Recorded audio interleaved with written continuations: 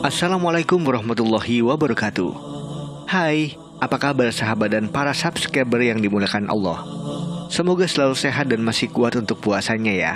Dan belum ada yang bolong biar di hari kemenangan nanti pahala dan bahagianya sempurna.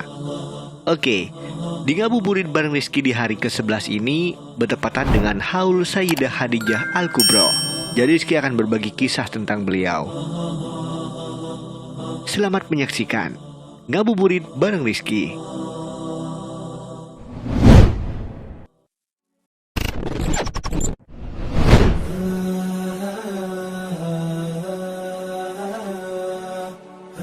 Sebelas Ramadan, haul Sayyidah Khadijah Al-Kubro. Tanggal 11 Ramadan ada peristiwa penting bagi umat Islam.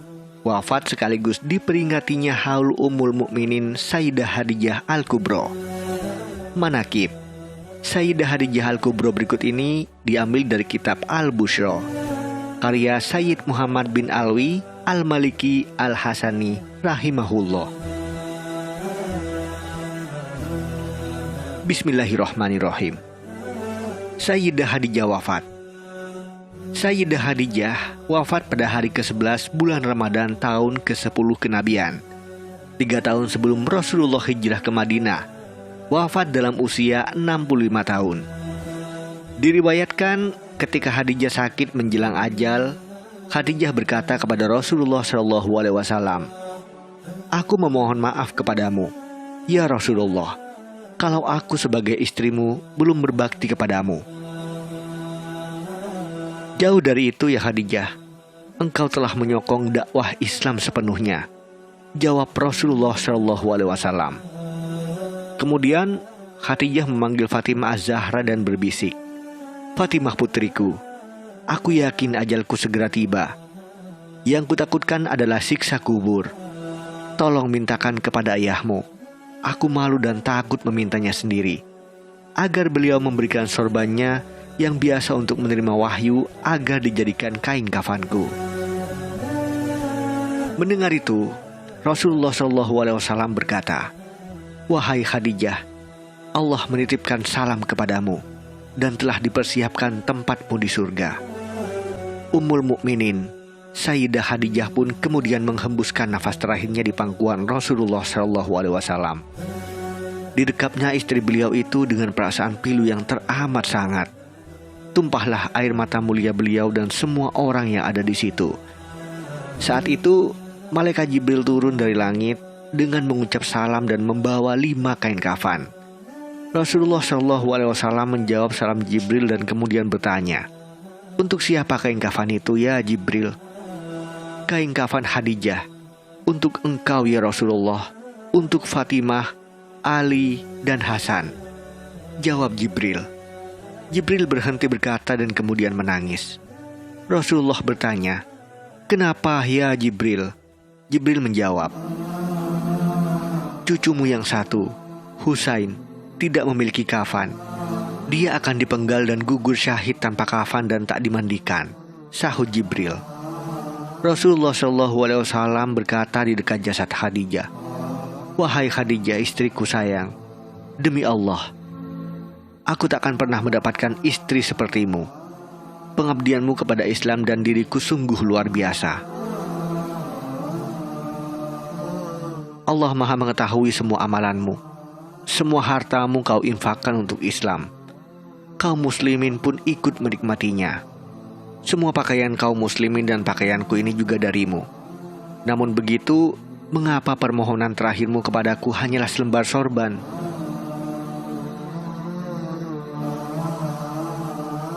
Cinta pertama dan cinta sejati Rasulullah SAW. Selama 25 tahun Rasulullah SAW tidak pernah melihat darinya kecuali kecintaan sejati. Dan selama 25 tahun Rasulullah SAW tidak pernah melihat darinya kecuali perhatian, ketulusan, dukungan, kerinduan, keanggunan, keindahan, dan kemuliaan. Ibu dari anak-anaknya, nenek bagi Al-Hasan wal Husain dan saudara-saudara mereka. Ketika semua mendustai Rasulullah SAW, Dialah yang senantiasa mempercayainya. Ketika semua kikir dengan hartanya untuk perjuangan Rasulullah SAW, dialah yang senantiasa mengorbankan segala harta bendanya untuk kekasihnya. Sehebat apapun wanita di alam semesta ini, namun tidak akan pernah mampu melebihi Sayyidah Khadijah Al-Kubra, kekasih sejati Rasulullah SAW. Tidak pernah Rasulullah SAW mencintai seorang wanita melebihi kecintaannya kepada Sayyidah Khadijah Al-Kubra. Jauh setelah wafat sang istri tercinta, kenangan manis dan kesetiaan di hati Rasulullah SAW tidak pernah pudar. Sayyidah Khadijah Al-Kubra dimakamkan di Hajun. Setiap kali Rasulullah SAW masuk ke kota Mekah setelah beliau hijrah ke Madinah, baik pada umroh Al-Qadha maupun Fathul Mekah, beliau selalu meminta kepada sahabatnya untuk didirikannya baginya kemah di Hajun. Rumah Bani Hashim terbuka lebar untuk Rasulullah SAW tinggal di Mekah. Namun, beliau lebih memilih kemah yang sederhana di Hajun. Ada apa gerangan dengan Hajun? Di tanah suci Hajun disemayamkan istri tercinta Sayyidah Khadijah Al-Kubra. Sayyidah Khadijah radhiyallahu anha adalah istri yang paling dicintai Rasulullah SAW. Sayyidah Khadijah adalah ibunya orang-orang beriman. Tanggal 11 Ramadan wafatnya. Tirulah akhlak beliau. Semoga kita semua mendapatkan keberkahan dunia akhirat dari Allah Subhanahu wa taala melalui daripada perantara beliau radhiyallahu anha. Allahumma sholli wa sallim ala zaujihal amin. Manaqib Sayyidah Khadijah. Faedah membaca manaqib Sayyidah Khadijah Al-Kubra menurut Sayyid Muhammad bin Alwi Al-Maliki Al-Hasani rahimahullah. Pertama, barang siapa melazimkan membaca manaqib Sayyidah Khadijah pada ketika haulnya tanggal 11 Ramadan atau pada setiap tanggal 11 bulan Hijriah, niscaya Allah luaskan rezekinya yang halal dan diberikan kekayaan yang tidak diperkirakannya. 2. Apabila ia seorang pedagang, maka Allah akan berikan keuntungan yang banyak juga halal, serta dimudahkan segala urusannya. 3. Kemudian apabila ia seorang yang berpangkat atau mempunyai jabatan baik dunia atau akhirat, maka Allah akan naikkan pangkatnya. Yang 4, apabila ia seorang penuntut ilmu, maka Allah akan berikan ilmu laduni dari Allah Subhanahu wa taala. Dan yang terakhir, dan apabila seorang mempunyai kesusahan seperti banyak hutang, maka bacalah manaqib Sayyidah Khadijah.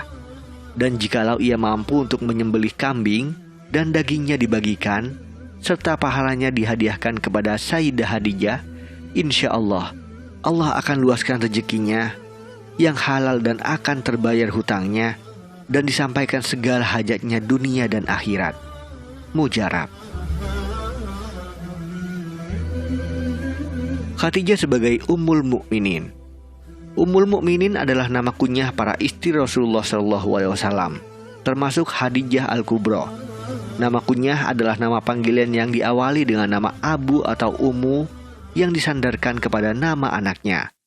Misalnya, Abu Muhammad, yang berarti bapaknya Muhammad. Hal ini sangat masyhur di kalangan orang Arab, sehingga hampir semua orang Arab memiliki nama kunyah. Bahkan Imam Nawawi di dalam kitab Al-Majmu' mengatakan bahwa disunahkan memberi nama kunyah kepada orang, baik laki-laki maupun perempuan yang memiliki keutamaan atau kemuliaan, baik ia memiliki anak ataupun tidak, dan baik dinisbatkan kepada anaknya sendiri atau orang lain. Oleh sebab itu, maka tidak heran jika hampir semua sahabat Nabi SAW dan para ulama memiliki nama kunyah. Begitu pula dengan para istri-istri Rasulullah SAW. Mereka mendapatkan nama kunyah Ummul Mukminin atau Ummahatul Mukminin, atau ibunya orang-orang mukmin. Bahkan nama kunyah itu langsung diberikan oleh Allah Subhanahu wa taala sebagai berikut, yang artinya, Nabi itu lebih utama bagi orang-orang mukmin dibanding diri mereka sendiri dan istri-istrinya adalah ibu-ibu mereka.